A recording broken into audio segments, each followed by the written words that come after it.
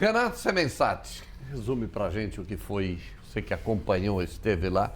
Os amigos de Tubarão estão dizendo que não fosse aquela expulsão, seria diferente. Mas, o famoso sim. Boa tarde. Sim, boa tarde. Você quer começar pelo lado bom ou pelo lado ruim? Vamos começar pelo lado bom? Vamos lá. Lado bom. Lado bom é o seguinte, o Criciúma é o atual vice-líder do campeonato. A gente vai mostrar a tabela de classificação daqui a pouco. E mesmo tendo ficado 5 jogos sem vencer, 4 empates e 1 derrota, o Criciúma venceu o Hercílio e chega a 17 pontos. Está 1 ponto atrás do Avaí, tem um confronto direto. Se vencer o Avaí na ressacada, o Criciúma termina como líder e traz todas as decisões para o Heriberto Wilson. Aí você que viu o jogo ontem, que acompanhou, diz, Renato, mas como é que vai ganhar do Avaí jogando a bola que jogou ontem? Essa é a notícia, a parte ruim que eu ia comentar com o João. Porque o futebol que o Criciúma apresentou ontem, ele não só ontem contra o Caravaggio, enfim, os jogos anteriores contra o Brusque e tudo mais, a sequência ali de 6 últimos jogos, eu acho que o Criciúma fez um bom jogo contra o Santa Catarina, que acabou empatando no finalzinho, mas tecnicamente falando foi o melhor jogo. Ontem, o torcedor do Hercílio tem razão em colocar esse ponto de interrogação. E o 11 contra 11? Será que o Criciúma venceria? Pelo que mostrou no 11 contra 10, não. Então é um amontoado de coisas que a gente tem que ir separando aí. Primeiro, o técnico Zé Ricardo reclamou dos 10 jogos em 30 dias. Perfeito. 10 jogos em 30 dias dá um jogo a cada 3 dias. E com um jogo a cada 3 dias, o treinador não consegue trabalhar. Agora o Criciúma foi subindo, chegou num estágio ali na 3ª, 4ª rodada e aí ele entrou em queda livre. Queda livre de futebol. Ontem foi um sofrimento para ganhar de 1-0 com um jogador a mais desde os 3 minutos. Então, o Zé está devendo um pouco de organização nesse time aí.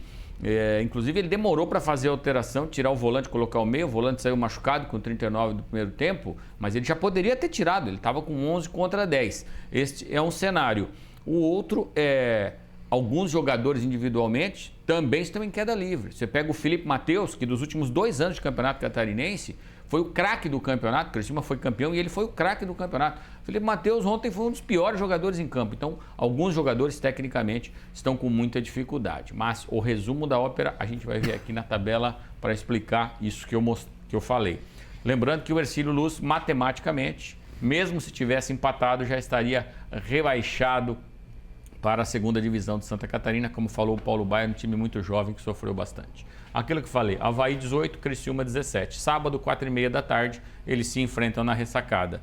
Se você falasse, João, Renato, quem vai fazer a final do Campeonato Catarinense? Eu vou dizer, dependendo da classificação aqui, eu apostaria em Criciúma e Avaí, que é esse jogo de sábado. Mas é claro, vai depender da classificação. Por quê? Porque se o Criciúma, por exemplo, empatar na ressacada, ele faz 18. Se o Santa Catarina ganhar, ele passa o Criciúma. Se o Figueirense ganhar e o Criciúma empatar ou perder, o Figueirense passa. Então o Criciúma pode, se não ganhar o jogo, terminar até em 4º lugar. E aí o cruzamento com o Avaí, se vier a ocorrer, poderia ser antes da final do campeonato. Chapecoense tem 15. Renato, e se o Criciúma só empatar e a Chapecoense ganhar? Ambos fazem 18. A Chapecoense tem um saldo de 3, o Criciúma tem um saldo de 6. Então a Chapecoense teria que ganhar por goleada. Não acredito que o Criciúma empatando com o Avaí lá, ele saia dos 4 primeiros. Se perder, aí ele corre o risco de até a Chapecoense superá-lo. O Brusque tem um jogo tranquilo, né? Joga com o Hercílio Luz, deve se classificar também. Aí tem essa turma aqui que vai brigar, João. Joinville,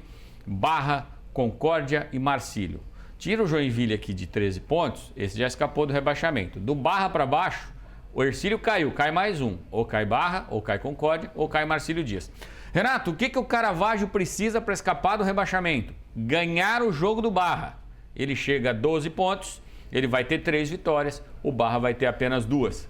No critério de desempate, o Caravaggio escapa do rebaixamento. Qualquer resultado que não seja vitória diante do Barra, o Caravaggio estará automaticamente rebaixado, meu caro João Paulo Messer. Mas depende só do Caravaggio. Hoje lançaram nas redes sociais... Mas aqui tem Concórdia e Marcílio, que tem 11 pontos, né? Sim, mas se o Caravaggio ganhar, o confronto dele é com o Barra. Ele passa o Barra. Pronto, ele não precisa passar mais ninguém. Tem um que já caiu. Isso aqui aí depende do resultado aqui. Se ele não ganhar... Ele puxa o Barra para o rebaixamento. Isso, ele puxa o Barra sim. Se Concórdia e Marcílio pontuarem, sim. Se ele ganhar e o Marcílio perder, cai o Marcílio. Se ele ganhar e o Concórdia perder, cai o Concórdia. Se os dois aqui ganharem e o Caravaggio ganhar, ele puxa o Barra para baixo. Certo. Ou seja, ele só depende dele. 50% dos ingressos vendidos na montanha Mas tem que vender 100%. Assim como o Criciúma e Avaí fazem um jogo de decisão da ponta de cima, Barra e Caravaggio fazem da ponta, não exatamente de baixo aqui, mas do rebaixamento. É a vaga do rebaixamento, é disputa direta. Vamos mostrar a rodada aqui para explicar rapidinho.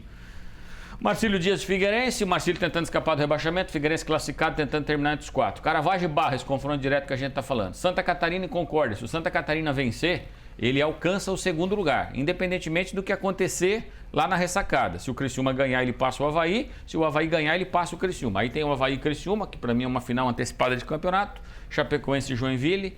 Aqui a Chapecoense tentando o G4, o Joinville classificar. Brusque é o quem tem a missão mais fácil, vai pegar o rebaixado Hercílio Luz. Muito bem, meu caro Renato, essa mensagem. Só para fechar, ontem Clementino Molan com 50 votos, com 80 votos, foi eleito vice-presidente, né? E toma posse agora às 4 da tarde. Vice-presidente financeiro. É o homem que assina. Obrigado, Renato. Um abraço. Até mais.